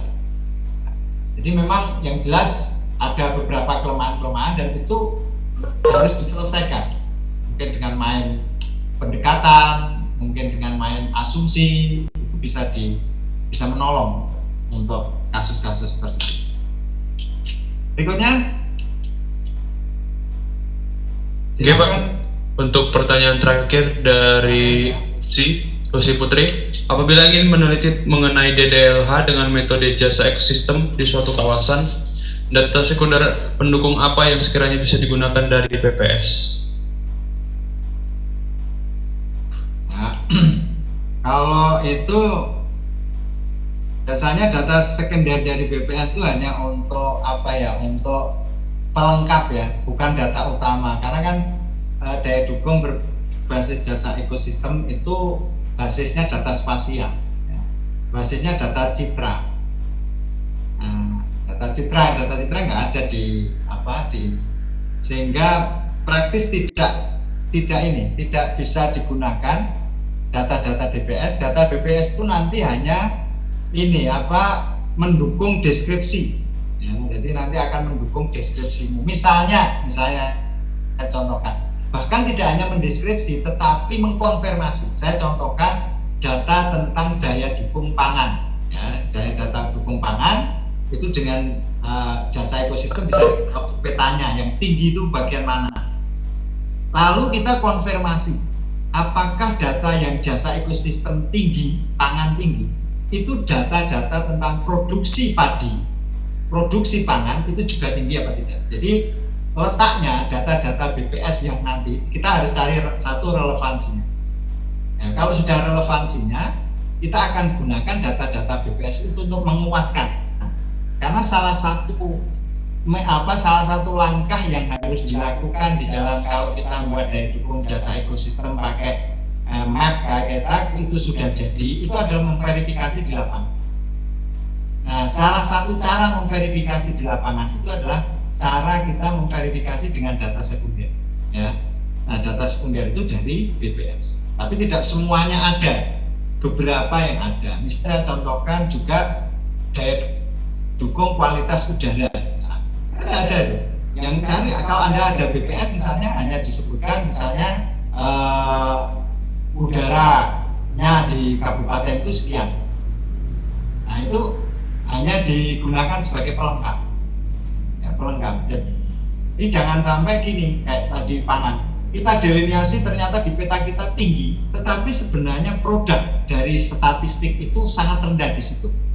Maka itu kita bisa gunakan untuk mengoreksi, oh kalau begitu di daerah itu nggak tinggi sebenarnya. Kita bisa cek lagi apakah benar nggak peta kita. Ini buat teman-teman yang lain nih, yang nanya tentang daya dukung itu karena saya punya satu yang itu tadi, buku metode daya dukung jasa ekosistem, sehingga ini banyak yang nanya. Ini kalau S1 saya kira belum nanya tentang itu karena belum pernah saya berikan ya, tentang daya dukung lingkungan. Mungkin juga suatu saat kita seri keberapa begitu kita mainkan topik tentang daya dukung supaya rasa ingin tahu teman-teman yang lain itu bisa terjawab tentang daya.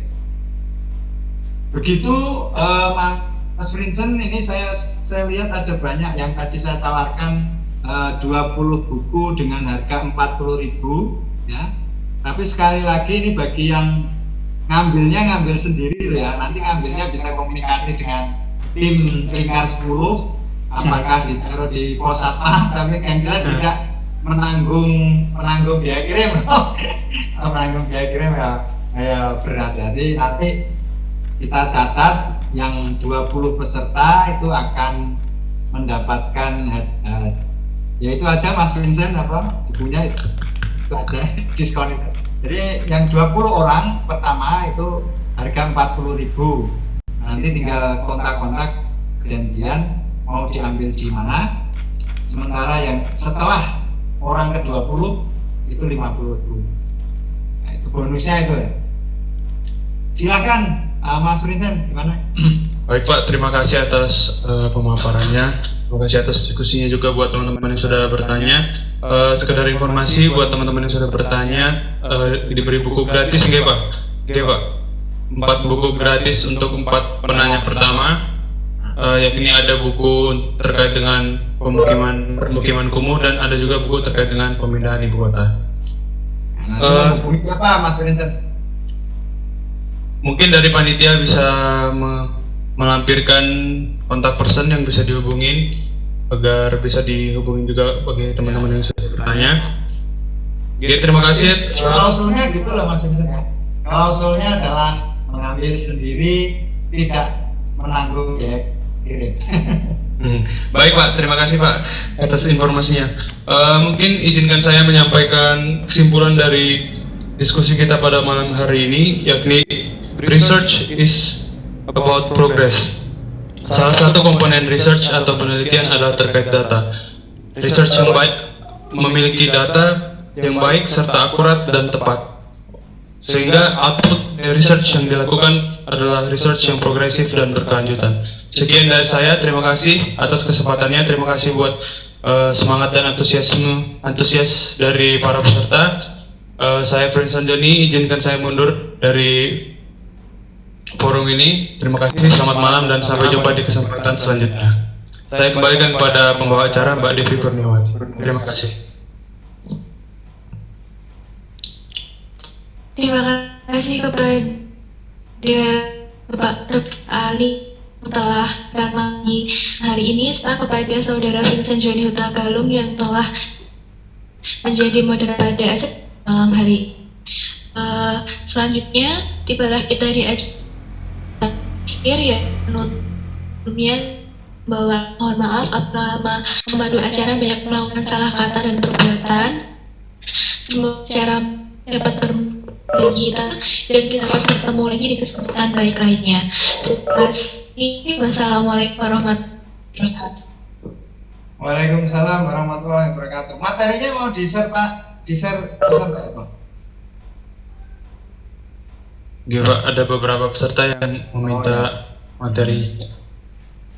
Oke, terima kasih Pak. Oke, terima kasih semua atas banyak ngobrol-ngobrol di malam hari ini.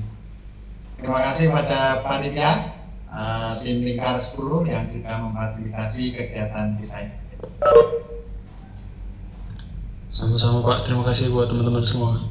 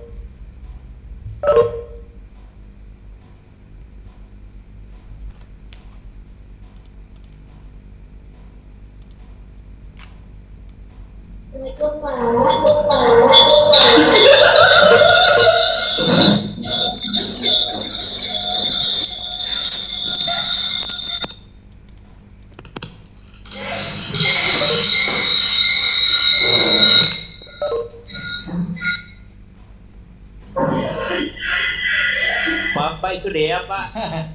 Apa dia? Dea itu Pak yang teriak-teriak tadi Pak.